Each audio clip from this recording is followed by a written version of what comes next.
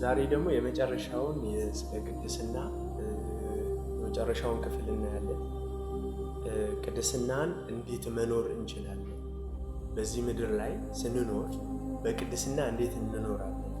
በዚህ ስጋ ውስጥ ስንኖር እንዴት ነው የእግዚአብሔርን ሐሳብ ቅድስናን እንዴት ነው ተርጉመን የምንኖረው? እንዴት ነው ባላመኑት እግዚአብሔርን በማያውቁት ወይም ደግሞ በአማኞችም ፊት እንዴት ነው በቅድስና የምንኖረው የምትለዋን የመጨረሻዋን ኮር የሆነች ምክንያታዊ የሆነች የመጨረሻዋን ቁልፍ እነግራችኋለሁ።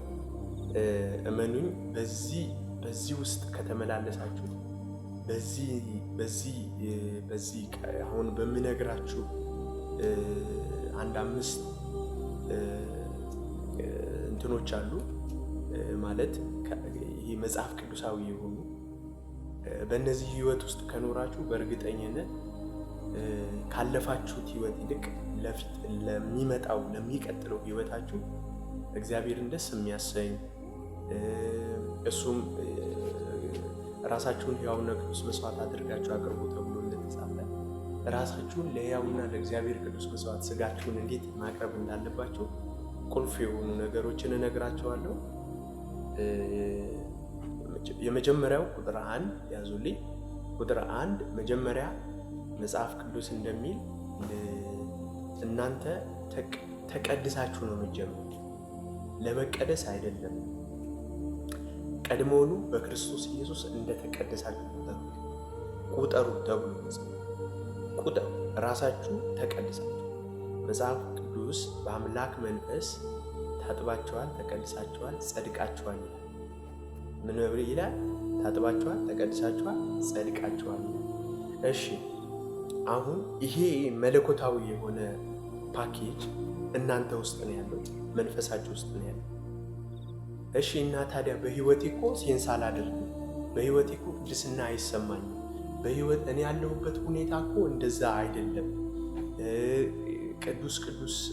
የቅድስና ስሜት አይሰማኝም ለምትሉ ደግሞ አሁን ያልኳችሁ መጀመሪያ እንደተቀደሳችሁ። በነገራችን ላይ ቅድስና ስሜት አይደለም።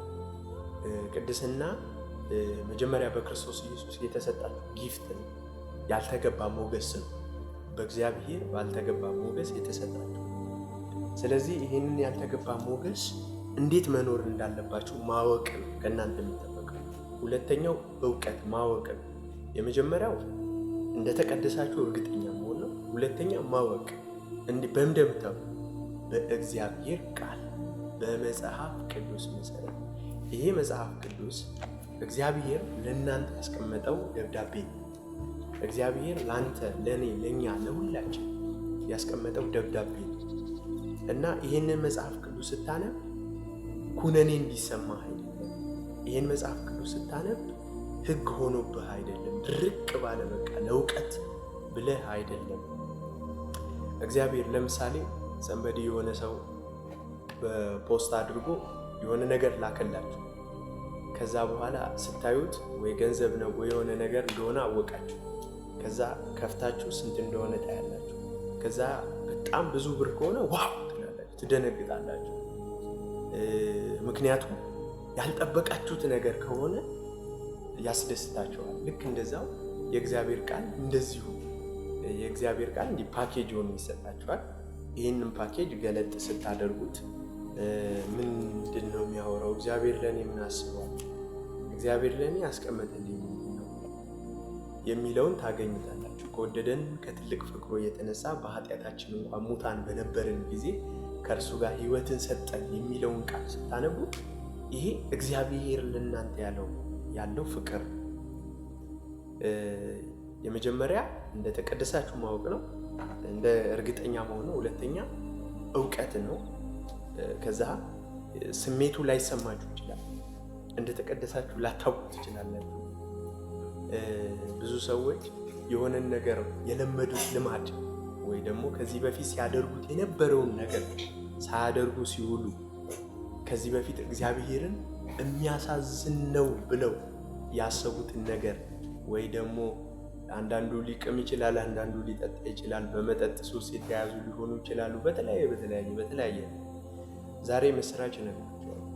ከዛ ውስጥ የሚያወጣ የእግዚአብሔር መንፈስ ተገልጧል። የእግዚአብሔር እውነት ተገልጧል። መጽሐፍ ሲናገር እንደዚህ ይላል፣ የእግዚአብሔር ጸጋ ተገልጧል፣ ኃጢአተኝነትና ምኞትን የሚያስክድ የእግዚአብሔር ጸጋ ተገልጧልና ተብሎ ተጽፏል። ስለዚህ ታዲያ የተገለጠውን ያንን አምኖ መቀበል፣ ሪሲቭ ማድረግ፣ ታምናለህ።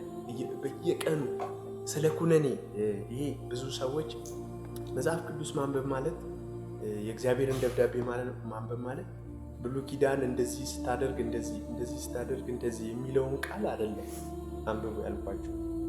እናንተ ያላችሁበት ጊዜ የት ነው? ከትንሣኤው በኋላ። በተለይ አንዳንዴ ላበረታታችሁ የምፈልገው ዮሐንስ ወንጌልን የሐዋርያው ጳውሎስ መልእክትን ብታነቡ አበረታታችኋለሁ።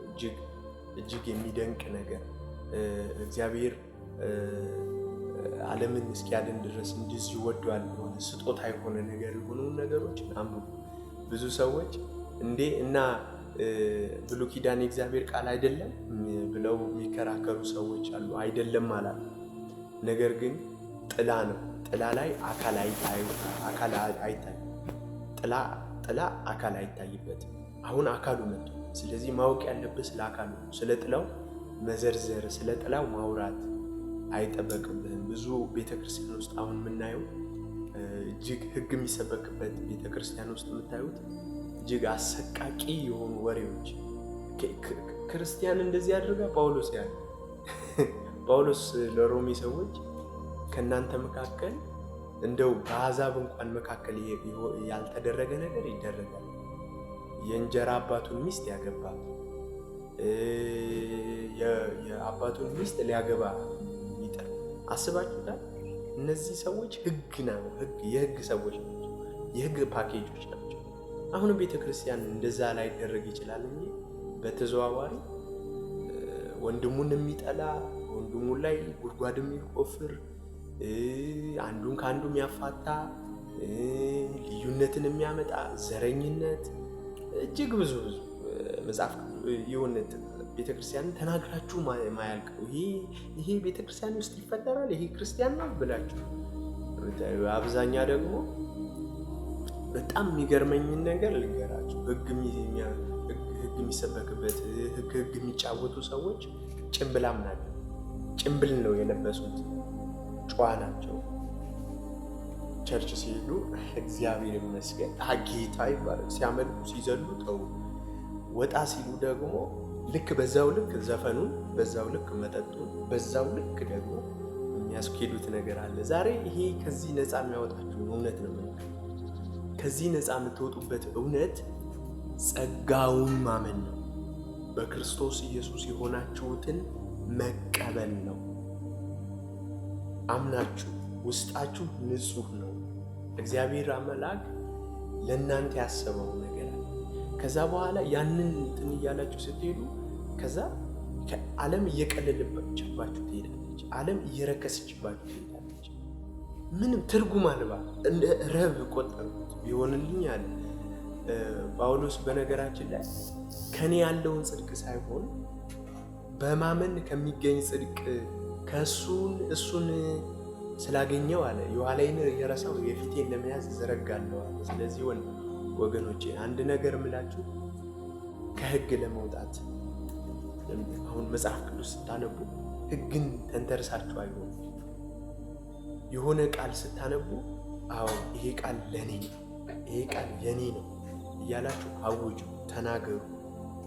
ደጋግማችሁ ያንን ቃል አንብቡት፣ አሰላስሉት። ቃሉ በአፍ ቀርቧል። በቃ ይሄ ቃል ቀርቦላል። እግዚአብሔር ከዚህ ውጪ ሌላ ስራ የሚሰራው ከዚህ ውጪ ፈውስ የለም፣ ከዚህ ውጪ ታምራት የለም፣ ከዚህ ውጪ ትንቢት የለም። ይሄ ትልቅ በረከት ነው። መጽሐፍ ቅዱሱ እግዚአብሔር አምላክ ለእኛ ያስቀመጠው ማዕድን ቆፍራችሁ ማያልቅ ማዕድን ቢኖር የእግዚአብሔር ቃል ውስጥ። ሶስተኛው ደግሞ ምንድን ነው? በልሳን መጸለይ። ብዙ ሰዎች ያልተጠቀሙት ነገር ቢኖር በልሳን መጸለይ። መጽሐፍ ሲናገር